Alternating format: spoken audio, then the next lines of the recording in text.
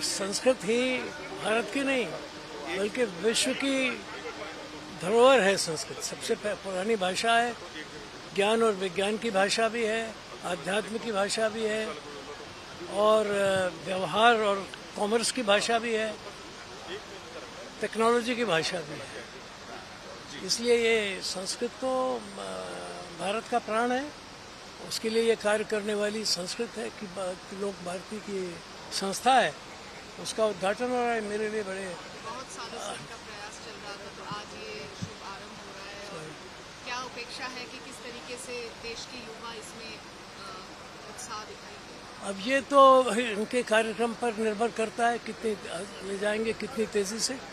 मैं जब मंत्री था तो मैंने कार्यक्रम शुरू किया था संस्कृत में भाषण से जानने के लिए और 6 महीने में संस्कृत सीखने के लिए। अब ये देखना है कि आगे के प्रशासन के लोग इस कार्यक्रम को कैसे आगे ले जाते हैं। जिस समय की बात करें, भारत आज विश्व गुरु है, एआई के उसमें भी एक बड़ा हाथ है, तो भाषा के ऊपर हमारे देश की क्या एक भूमिका? अब ये जो सवाल है कि हम विश्व गुरु, इसको मैं आजकल मानता हूँ, ये शब्द हमें नहीं बोलना चाहिए। हम विश्व गुरु आजकल नहीं है। विश्व गुरु होना चाहिए, विश्व गुरु कभी थे, मगर आज हम हैं ऐसा नहीं है।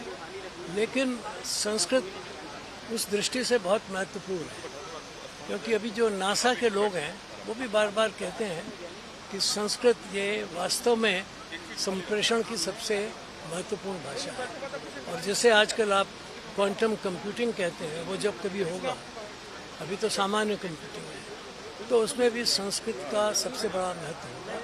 तो मैं ऐसा समझता हूँ कि भारत की अभूतपूर्व देन होगी अगर हम संस्कृत को विश्व संप्रेषण की भाषा, या जिसको आप कंप्यूटिंग की भाषा कहते हैं, उसको जल्दी से जल्दी बनाएं। क्योंकि इसी भाषा में वो शक्ति है जो बहुत बड़े ज्ञान के समुद्र को एक सीपी में बंद कर सकती है।